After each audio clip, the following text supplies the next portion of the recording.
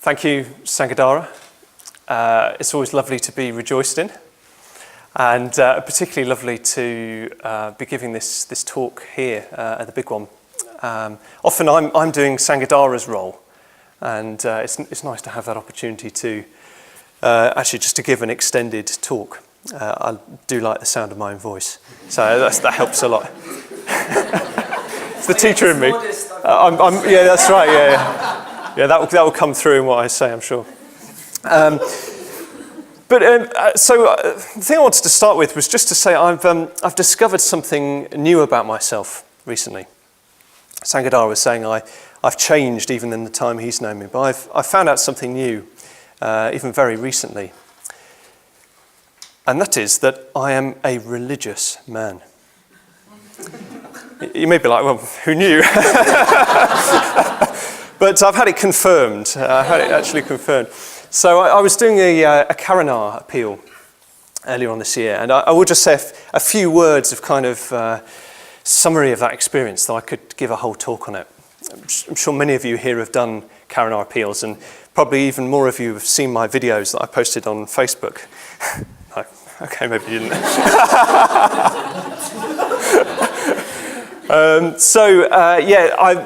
A Karana appeal basically is a 6-week door-to-door fundraising appeal. And you live in a community with, in my case, it was 4 other men. So there's a strong element of community living. You're going out night after night raising money for India and Nepal, or for projects in India and Nepal. And I found it a really wholesome thing to do. I loved it. I really loved it. And when circumstances allow, I will do another one. I really want to do another one. So there's a few things that really kind of jumped out at me from reflecting on my experience of doing this Karana appeal. Where to begin with this? So the first is that you're doing something for other people. You know, as I say, night after night, you're going out and you're asking for money to help people that probably you won't even meet, or you'll never meet.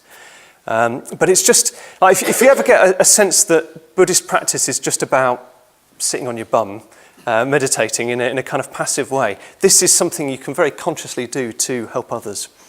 I just found that really invigorating, actually, to do that. The second thing is you get to meet a lot of different people.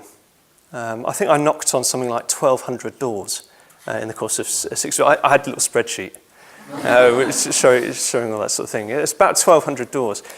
And you get to meet all kinds of different people. So just thinking like journalists, celebrities, well, actually one celebrity, artists, teachers, pilots, prize-winning dog owners, lots of parents, loads of kids, prize-winning dogs, that kind of thing. So there's a whole kind of cross-section of society that you meet. And that in itself is something, I'm only able to meet a certain number of people in my life. So having an incentive to kind of go out to those people on a daily basis, it's like, wow, this is what people are like in a way I've not seen before. Because I suppose one of the things is you do particularly see people in their homes, and that really contextualizes them. You know, you kind of see them in the place that they've chosen to live and in the way they've chosen to live. So something about that as well. And the third thing is you get to know yourself, or I found I got to know myself very well. And this isn't very scientific, this particular insight, but often if you're, or at least I found, if I was knocking, say, on 5 or 6 doors, and I got the same response each time, I start to think, oh, maybe there's something going on in me here. So, knock on 6 doors and everyone says, I'm in a rush. And then you realise, oh yeah, I'm in a rush. I'm just going from door to door really quickly. Or sometimes people just seem very open. And I realise, oh, okay, actually I'm quite open. I'm feeling more generous. I'm feeling more open now. And that's just being reflected back at me. So you get this sense that householders kind of give you feedback in a not in the way that it happens in Buddhist circles, where you sit down with a cup of tea and there's a nice comment and then a critical comment and then another nice comment. Is this a good time for feedback? No, you don't get anything like that. It's much more kind of unfiltered. It's unconscious, even the feedback you get. It's just what they immediately reflect back to you. And there was this one occasion, actually, I was out knocking with Caroline. Caroline came and visited me for an evening while we were out in Twickenham. And the guy opened the door, and the first thing he said to me was, "Are you religious?" That's just the first thing he said, "Are you religious?" And I said, "Yeah." And then by the time I got to saying "but," the door had just gently closed. So that was the first such occasion. But it happened again and again, actually. So people would say, "Are you religious?" And I go, "Yeah." And some people, it was a kind of door-closing scenario. For other people, it was more like, "Oh, wow." So one guy opened the door, a young guy, probably doing his A-levels. And he said, "Are you with those meditation people?" Anyway, I didn't get a chance to follow it up until a bit later on. But yeah, I was like, "Well, what's all that about? Why did you ask that?" He's like, "Oh, there's just a sort of vibe about you." I thought, that's very good. It works. So one other thing I did while I was on this appeal was I was being Prajnaketu. So I wasn't using my legal name. I was using the name Prajnaketu, which is a bit of a mouthful for some people, and some people it just kind of just went clean off them. They didn't even recognise it, or not recognise. Why would they recognise it? But they didn't even kind of acknowledge it as being a bit different. But some people, they're like, "Oh, what's that about?" And we get talking about Buddhism and so on. Yeah, and you find out what their faith background might be, or none, or whatever. So I did discover, even though after that initial door closing thing, I did discover there was quite a lot of interest in me being religious. Yeah, and it was confirmed again and again by Twickenham householders that I'm a religious man. And I don't know whether it's just because I'm religious or because I think there's a general trend in this as well. I try to do a lot of reading. I try to read quite widely. And I've noticed that a lot of the, particularly non-fiction authors that I read, a lot of them are quite critical of contemporary society and culture. And a lot of them find themselves sort of gesturing at religion. One way or another, they're gesturing at it. So just to give some examples, like a neuroscientist I was reading recently was talking a lot about ritual, the role of ritual, and developing a closer connection with nature. Then there's like organisational theorists who talk about developing businesses where people can learn to transcend their egos. It's not bad for organisational theory. And then psychologists talk about loneliness and community and the effects of all this. And so it's like, okay, they're kind of gesturing at religion, or they're suggesting it, but no one ever uses the R word. Or at least if they do, they're sort of critical of that as well. Probably there's lots of reasons why they don't do that. Perhaps they are also afraid of whatever the literature equivalent is of the door closing. But so they don't want to kind of espouse that kind of thing. But also, there are obviously some pretty good reasons for having a sceptical attitude when it comes to religion too. Yeah. And certainly I'm not uncritical about religion, particularly organised religion. It's often you hear that when you talk to people and they say, "Oh yeah, I kind of like religion, but organised religion." The thing probably I'm most critical about in relation to religion, organised religion or whatever, is that it's not religious enough, actually. And I'll say what I mean by that. In fact, the whole of this talk is an unpacking of what I mean by religious and being a religious person.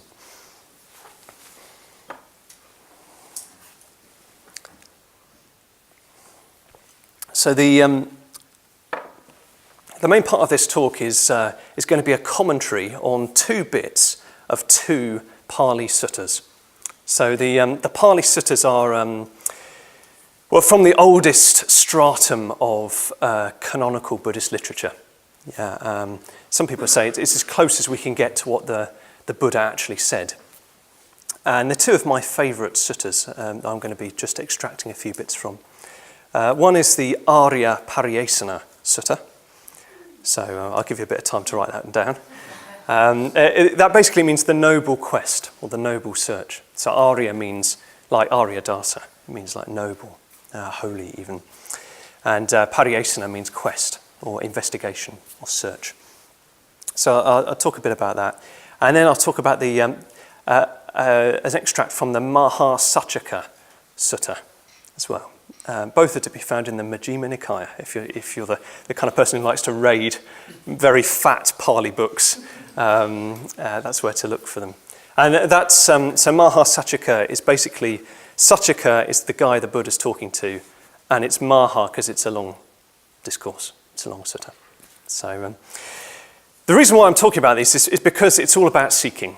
Yeah, both of those suttas describe in quite some detail the Buddha's own kind of quest, his noble quest, his search for truth.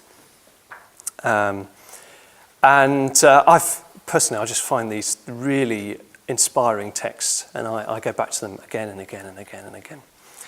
And and also I'm not only do I refer to them, I refer to the teachers I know who've written about them, other kind of representations of those texts too. So I really kind of love getting into the world of the Buddha before he became the Buddha. Yeah, I find that really exciting and kind of emblematic, or at least pointing out directions of what it is like for oneself to seek truth. So the bit I want to home in on in the Arya Pariyesana Sutta, and I should say actually before I go into that, when I mean commentary, or rather when I say commentary, what I mean is commentary plus a bit of opinion, maybe even quite a lot of opinion. And I'll try to flag up when it's opinion, just so you know. I'll try not to get too carried away with that. So in the Noble Search, the Arya Pariyesana Sutta, the Buddha says two things that really leapt out at me. The first thing he said was, he was asking himself a question. He was saying, why, when I myself are subject to old age, sickness, death, actually he says birth as well, birth, old age, sickness, death, sorrow and defilement, why is it I go in search of things which are also subject to those? Yeah. So that's the first thing he says. Why, being subject to birth, old age, sickness, death, sorrow and defilement, do I go in search of things which are similarly subject? And then the second thing he says is, suppose I was to go in search of the unborn, the unaging, the unailing, the deathless, the sorrowless, the undefiled, supreme security from bondage, nibbana. I love that. Great work. So I'll just unpack that a little bit. So the first is a question, and often it's the way it's presented in when it's told is the Buddha kind of going outside of the palace and seeing these sights, seeing old age, sickness, death, and so on, and becoming quite disillusioned with palace life. And I think probably some kind of process needed to have gone on in order for the Buddha to arrive at that conclusion. Because if you read it, it's almost like out of nowhere, he just leaps straight to the general case. I'm subject to birth, old age, sickness, death, and so on. He just goes straight to the general case without a kind of build-up. Yeah. I think it's astonishing that he got there at all. Most of the time, when we experience unsatisfactoriness, we tend to think that, it's just this thing. If I get the next thing, that would be better. So we watch a movie and it gets to the end and there's a kind of horrible sentimental bit that ruins the whole movie. It was going to be my favourite movie of 2017, but they had to include that sort of soppy bit at the end. But then I'm like, but there'll be another sci-fi film in 2018, and maybe that won't have a sentimental ending. There's this. Do you see what I mean? It's like we have this sort of sense of, okay, maybe it didn't work out this time, but next time it will. Yeah, and that stops us from getting to the general case. So one of the things that I draw out from this question that the Buddha asks is, well, he's seeing that unsatisfactoriness is not circumstantial. Yeah, it's not that it just happens to be unsatisfying or unsatisfactory. It's structural. You know, the way that he was approaching life, seeking satisfaction in something which was subject to the very things that he was subject to, that ain't going to work. That project is flawed on a structural level. So I think that's a really profound question to ask, a really profound question, and it begs the question for us, you know, to what extent are we relating to our experiences of unsatisfactoriness as things which are just going to, well, be resolved in the next instant. The other thing I like about it is, and in a way that what makes it religious, I think, is that it contains a critique of ordinary human life, or at least a conception of ordinary human life. I think that's characteristic of what I would consider religious, is that it doesn't take for granted a view of human life as we ordinarily know it. It critiques that. But he critiques it in quite a particular way. He's not coming at it with an agenda. He's not saying, oh, this is really bad, but there's this. It's not a sort of political agenda or ideological agenda of some kind. If you look at the way he phrases it, it's almost a bit like a kind of innocent bafflement. He just doesn't understand, like, why is it? Why is it that being subject to sickness and old age and so on, why is it I still go in search of things which are similarly subject? And it's that kind of, that question is what animates the quest. It's what animates the quest of him. And I think when we are searching for truth, it's learning and spotting where those questions, or spotting those kind of questions, which is really helpful. Then the second thing the Buddha to be says is, again, it's a kind of what-if type question. Suppose I go in search of, being subject to these things and seeing the danger in them. I go in search of the unborn, the unaging, the unailing, the deathless, sorrowless, supreme security from bondage, nirvana. One of the reasons why I like that is because it's just epic, isn't it? It's like, words like the deathless, the unborn. It's like that's religious language, yeah. And it points to something which is so other that it's not even a thing. Yeah. What the Buddha's searching for is not the next best thing. It's something which isn't a thing at all. In fact, it's something we can't make sense of in relation to our ordinary concepts. That's a feature, I think, of the religious life or the religious search.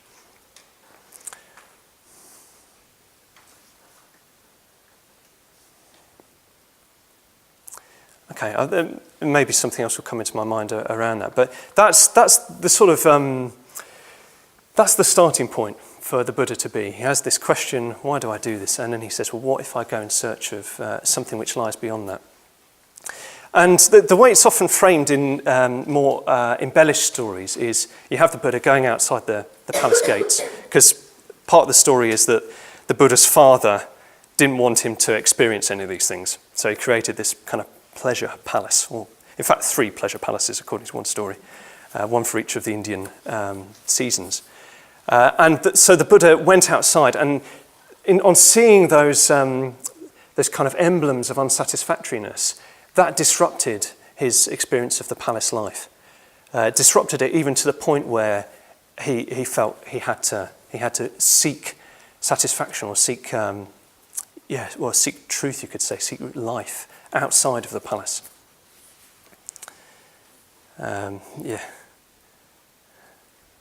So that's something I'm going to concentrate on. This sort of metaphor, if you like, of the palace, and the kind of the palace life, and the what lies beyond the palace, as a kind of a metaphor for really what the religious life is about.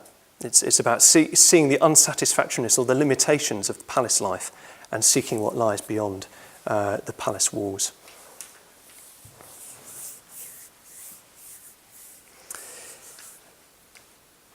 And then we move into the Mahasachaka Sutta. We move into the Mahasachaka Sutta. And this is the bit where the Buddha explains to Sachaka what happened on the night of his awakening. And I'm going to home in on 4 things.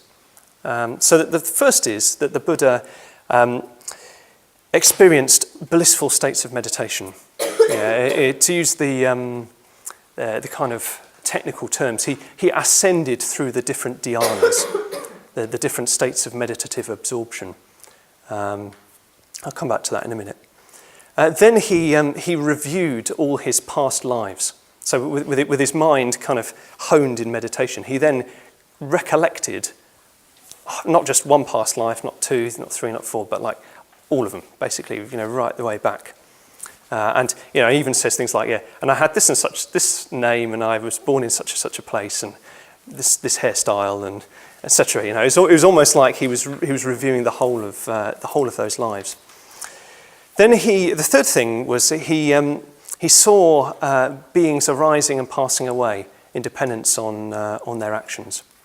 And when those actions were skillful, he saw them arising in states of joy and pleasure, and when they were unskillful, he saw them arising in states of unfavourable states.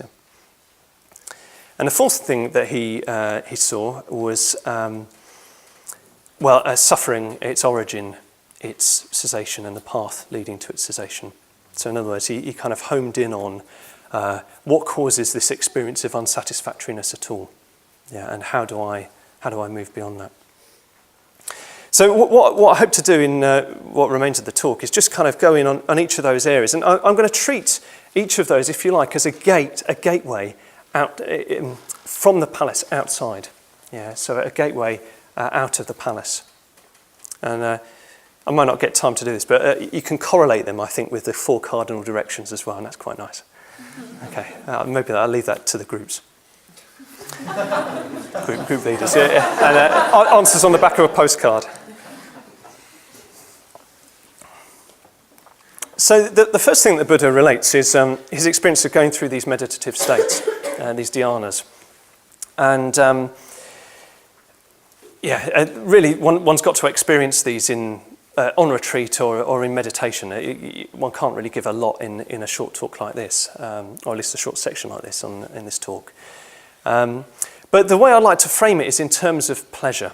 If this is a gate out of the palace, it's the gate of better bliss. That would be my, in inverted commas, better bliss. And each of these dhyanas, these absorptions, are characterized by a certain kind of pleasure. The early ones have a kind of a thrilling, rapturous sense of pleasure, which then gives way to more and more subtle and more refined kinds of pleasure. So the rapturous stuff kind of gives way to a sense of warmth and just sort of satisfaction and quietening and coolness. So it becomes more and more refined, more and more subtle the further you go through these absorptions. The reason why I say better bliss is because, I'm sure we all have our go-to sources of bliss, as it were. These are better. Whatever you can think of, these are better. And the reason for that is because they're more subtle, they're more stable, and they're more satisfying. Often the kind of crude sources of pleasure that we go for are over very quickly, alas. But that tends to be what happens there. You get what you want, and then you're dull, you're numb, you want the next thing. They're over quickly. Whereas there's something about these ways of being. Then I won't describe them as states. They're ways of being which are intrinsically satisfying, which don't result in kind of hankering after more. As I say, like the place to really explore these is in meditation, and meditation retreats are geared towards exploring these kind of absorptions. But I think we can also get a sense of these in our lives outside of meditation too. Just thinking back to the Karuna appeal I did, I experienced quite a lot of that rapturous kind of pleasure when I was out door knocking. Even with people who didn't sign up, I should say, or probably mostly with people who didn't sign up because they were in the majority, unfortunately. Taking as an example, there was a man who I'll call Graham. That wasn't his name, but I knocked on his door, and he was very quiet. He seemed interested, but he had various factors in his life which meant that signing up for Karuna wouldn't be something he'd do. But he took a booklet and he read it. And then I came back a couple of days later, and he welcomed me into his home. And that's normally a sign that people might be interested in signing up. But he wasn't. And he explained to me that he'd read the booklet really thoroughly. You know, he'd seen the work that Karuna does, and he was really moved by it. And then he also just kind of explained a bit more about those other factors. You know, mostly things to do with his family and his financial circumstances. And I could see he was really torn. Actually, he was really torn between what he could see was of value in the work of Karuna and his own capacity to give. And I could see that as he was talking about this, he was welling up. Actually, he was welling up, and I realised I was welling up as well, talking to him. And I just felt like, I don't know, but I felt like I just completely understood him, and he completely understood me. And I feel quite emotional just thinking about it actually, but there's something about that that kind of way of communicating when you are able to step into the world of another person, which is, it's just freeing, it's just blissful. And, you know, I parted on good terms with Graham, and I was walking along the street and just like this, it was just this wave of rapture, just sort of coming over me, rippling across my back, and it's just, wow, you know. And that's starting to get at what the Buddha's describing here. Yeah, it's starting to get at these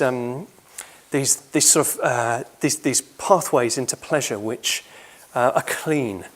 You know, they don't have a hangover, they don't have an aftertaste, but they're just so satisfying. Even to the point of just recollecting them, I'm feeling that. The other thing I want to say about the gate of better bliss is to do with mastery. And I won't say very much about this, but this is an area where I find a lot of that intrinsic pleasure can come from, both in, well, the kind of limited extent to which I've mastered anything. I mean, my sort of thing at the moment is Tai Chi, and you know, I get positive feedback from people I see in the park and things, which is nice. But even just in itself, like seeing how I've developed in doing that, it's really satisfying. And then the other thing as well is my teacher's coming to Oxford in a couple of weeks. My Tai Chi teacher, and he's just amazing. You know, he's been doing it for 40 years, since he was like 4, and just watching him, seeing that mastery, it's like, yeah, I want to be like that guy. Yeah, and for me, I experienced the same thing in relation to my teachers, my Buddhist teachers, in relation to Bhante Sangharakshita, in relation to the Buddha. There is this kind of pleasure in just witnessing and entering into the experience of a master at something. Because this would be my little catchphrase, like you know, all mastery is essentially mastery of the mind. And that's what it communicates when you see someone mastering something, is that capacity to use their mind very, very skillfully.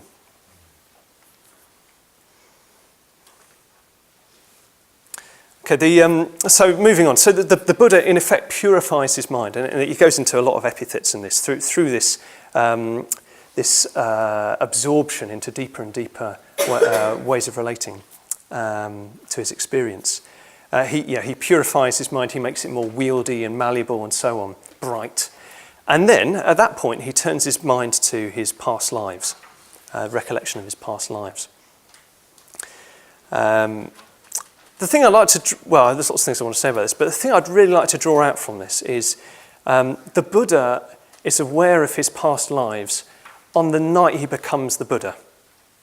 Yeah, we may have doubts about rebirth, and we're right to have them in a certain sense. The knowledge of that comes to the Buddha on the night of his awakening. Some people may like for example me, may rather like the idea of rebirth. Yeah, other people may really not like the idea of rebirth, and particularly that's an area which smacks of religion in a bad way to some people. But I think the significant thing for me here is that the Buddha has really trained his mind, and then he turns it towards this question of his past lives. And yeah, I just think that the significance of that is he's really developed himself by the time he gets to recognising that. It's not something we're going to arrive at any time soon, I don't think. Knowledge either way in relation to rebirth, I don't think we're going to arrive at any time soon. The analogy I like to draw is it's a bit like primary school children talking about quantum physics. Some primary school children, all right, great, I can put my hand through this lectern or something, because that's apparently what quantum physics says. It doesn't really. And other people might go, that's nonsense, it's really solid. Quantum theory is a complete load of rubbish. They don't know. They haven't done the maths homework. They haven't done enough maths homework to get to the point where they really know what quantum physics is. Yeah. And that's the kind of attitude I'd encourage in relation to rebirth. Thinking about rebirth, we don't know yet because we haven't done the training. Yeah. But I also think there's something there's something positive about keeping one's mind open. Dogmatically homing in on yes, there's rebirth, dogmatically homing in on no, both in a way close off the unfolding of that understanding. And certainly for myself, just thinking about my own relationship to this, I've gone from being very sceptical indeed through to, I don't know, I think probably I'd like to think having a more subtle view around what that is. A subtle and kind of positive sense that, maybe not positive sense. I think the way I put it is, I'm seeing increasingly how I cling very, very much onto a certain way of being. Yeah, this is really difficult to explain, but it's like, I notice in myself that I cling to an embodied Prajnaketu shaped way of being. And I can see why, if there is a mechanism involved in rebirth, something like that might be involved. It's this sort of deep desire to re-become in a particular way. Yeah. I don't know whether that makes any sense to you, but I'll ask your discussion group leaders if in doubt.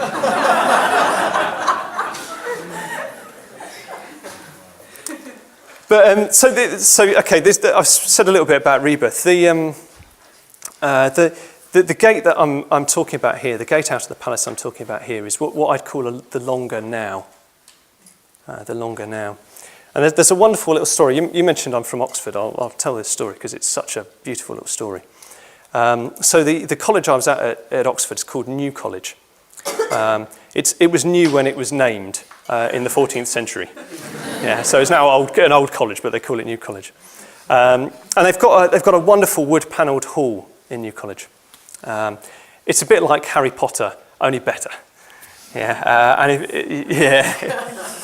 and like the Harry Potter hall, at one point, very recently, it didn't have a roof. In fact, the roof had to be taken down and completely reconstructed, which is what I'm getting onto. Basically it became unsafe. You have this 600-year-old roof and it needs repairing. It's New College being an Oxford college, it's naturally got a lot of land, one way or another. Where, I don't know, but like even forestry. So I can just imagine this conversation. It goes something like, the person at New College ringing up and saying to the foresters, look here, my good man, because that's how people talk in Oxford. Would you mind awfully if we had one of your oaks? Something along those lines. Can we have one of your oak trees? And then on the other end of the phone, and this is what really stunned me about this. This is what really stunned me. On the other end of the phone, the person said, "Oh, we was wondering when you were going to ask."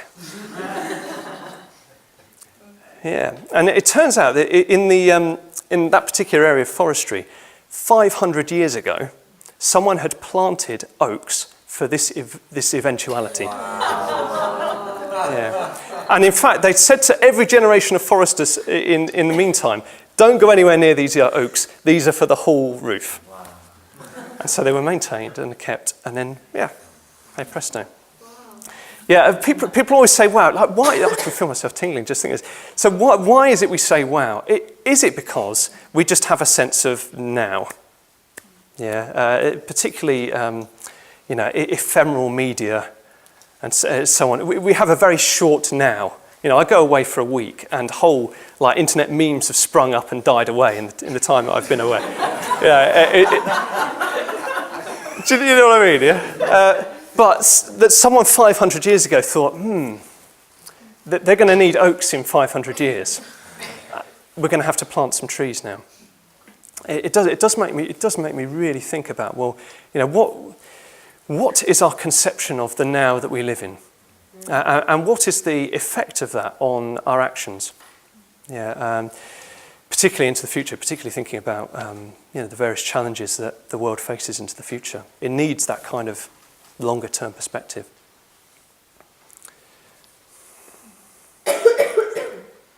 So I think the way into this, the way into a sense of a longer now is gratitude.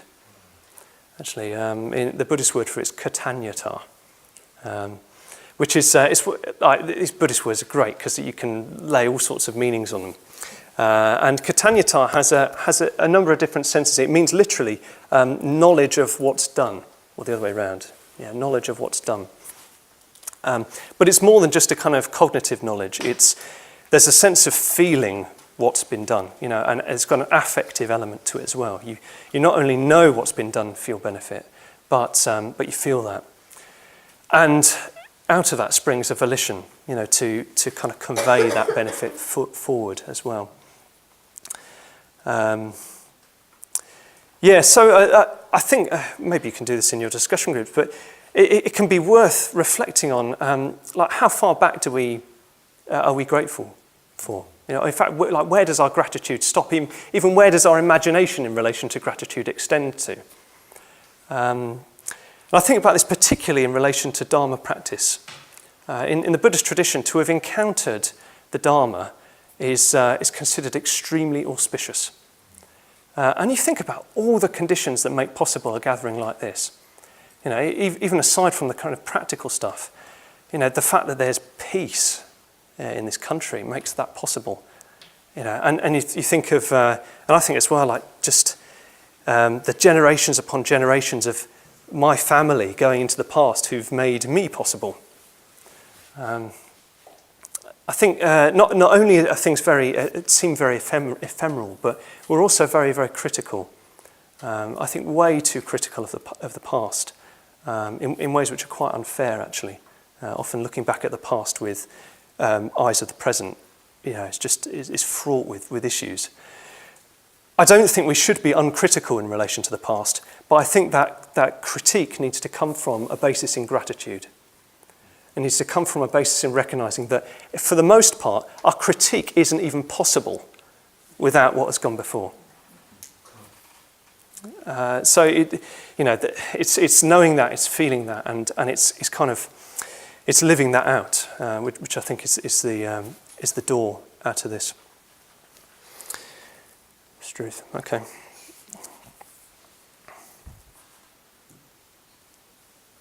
I'm going to have to be a bit swifter with the other two. So the third gate, or the third sort of part of the Buddha's enlightenment experience is seeing beings arising and passing away in dependence upon their actions. And the phrase I'd use for this is a kind of wider intimacy. The Buddha, as it were, sees into the minds and the actions of those beings and sees how they arise and pass away. Again, I've got a little Karana story about this. I found as I was doing this appeal, I was becoming more and more able to enter into a kind of, a close rapport with people. A lot of just random folk, actually, all over the place. So to take one of these stories, I was returning back at about 11:30 at night in near Finsbury Park Station. And this rather shifty-looking guy is cycling towards me. And so I kind of, I try, play it cool, sort of acknowledge him, yeah. And he comes over, and I realise he's not actually shifty. He's a bit nervous. So that's the first thing I see is he's a bit nervous. And he says, "Would you like to buy some weed, bruv?" So I have to explain to him that's not really my kind of thing. If it's perfectly okay with you, it's not really something I do.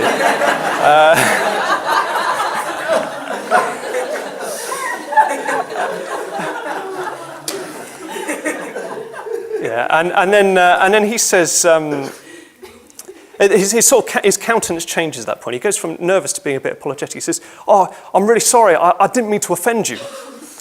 I'm just trying to get my business off the ground." And I wished him well with his business, But I think what was really interesting about that was that he just kind of just spontaneously opened up to what was going on for him. That was why he was nervous. He was looking a bit shifty. He was a bit nervous because I don't know. He was doing something for the first time, maybe. I don't know. Not that it's a particularly caveats and so on. But it was just more a sense that I just made a connection with this guy. I just straightforwardly made a connection with this guy. That kind of rapport was there. And it happened all over the place, with like eccentric old ladies looking for photocopying machines at 11 o'clock at night. It's just all these people, suddenly there's this sort of broadening sense of intimacy. A widening sense of intimacy with the people around me. And I think where this particularly is, just taking this a bit deeper in a way, is in relation to nature, or what we call nature.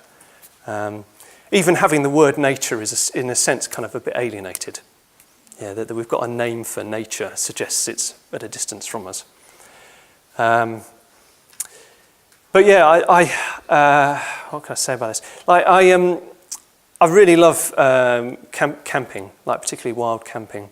And one of the things I've been doing increasingly, particularly when I've gone on a wild camping solitary retreat, is I've tried to make friends with the local, you could say, the local spirits or the local presences around me.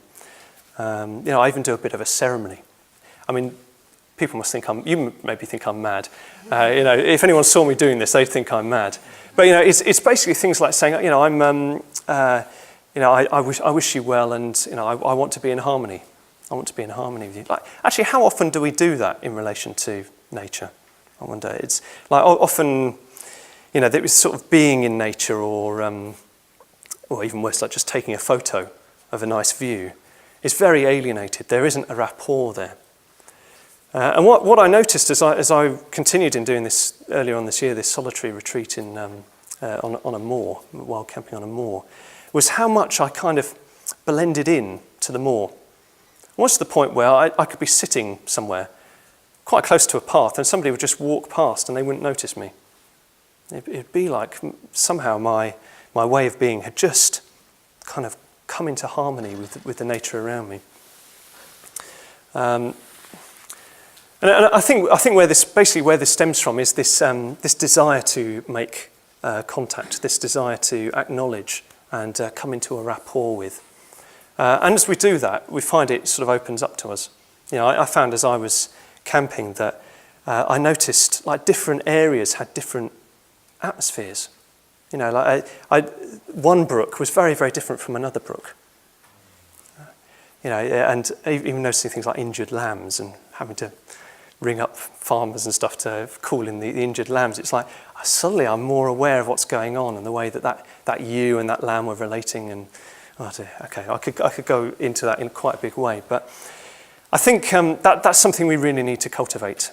Is that not just being in nature, but sort of almost being to a point where there isn't so much of a distinction. There's a sort of thinning of our relationship to nature.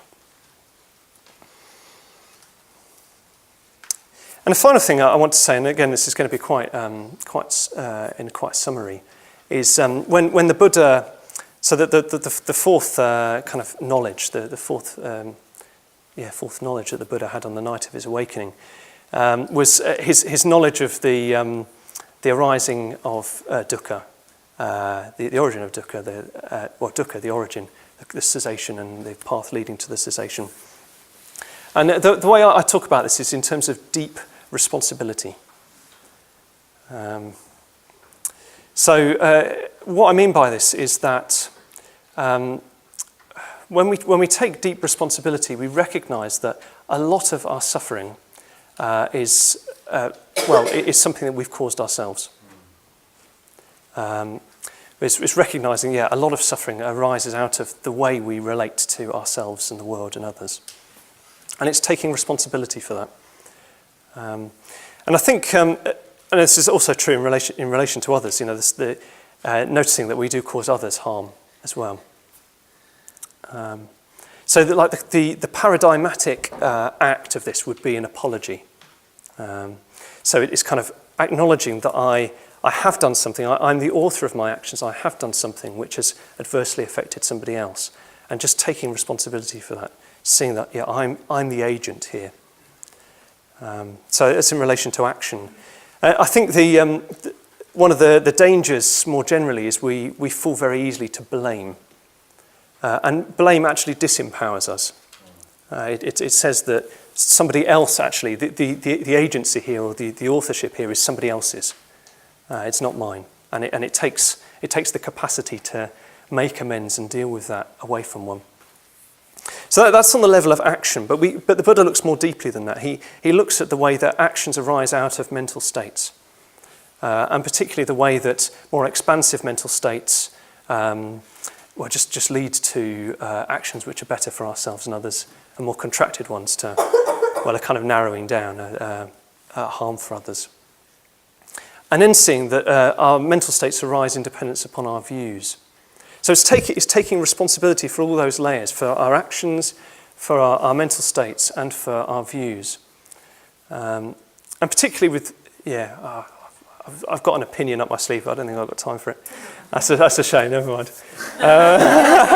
It'll just have to come out in the discussion group who was there. So particularly with our views, it's noticing that we have a tendency to make our experience into solid things, solid things, and the path to freedom is in recognising that is an act that we do.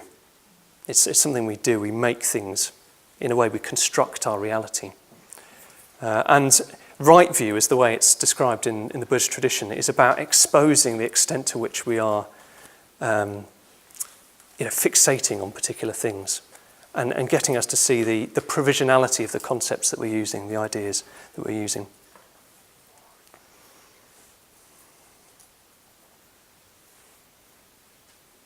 So I'm going to bring things to a conclusion now. Sanghadara's probably wanting me to do that, so that's good. So I think, how does this play out in my life? You've got these four, if you like, the four gates leading from the palace and beyond the palace, which the way I'm describing it, characterise the religious life. I don't pretend that these gates are the only gates, or that what I've described are the only kind of ways of living them out. And certainly, I'd encourage you in your discussion groups to investigate. Well, is there one particular gate that appeals to me more than others, or is there another one? So I'll just recap again what those were. So there's the gate of better bliss, of pleasure leading from within the palace to outside the palace. There's the gate of a longer now, and gratitude for what's gone before and how that's created who we are and what we're capable of. There's the gate of a wider intimacy, so developing a rapport with, basically the life around us, vibrating with, resonating with the life around us. And then there's this gate of deeper responsibility. And I hope what you've got from this is that it's not just the people of Twickenham who think that I'm a religious person, but that I'm trying to do this, and my friends in the Dharma life are trying to do this as well. We're trying to live out this myth, if you like, of seeing the limitations of, in a way, the kind of ordinary life, the palace life, and seeking what lies beyond them. And then, in the event that turns into a palace as well, which it can, if we expand the palace a little bit, it's seeking beyond that as well, and beyond that, and beyond that. And it's that movement, it's that sort of motif of seeing the limitations and seeking what's beyond them, which I think is what the religious life is about. It's certainly what the Dharma life is about from my perspective. And I think, my encouragement would be just to find ways of communicating that. Find ways of living that yourself and communicating that. Because, as I say, if the people of Twickenham are anything to go by, people are interested. Yeah, people want to know.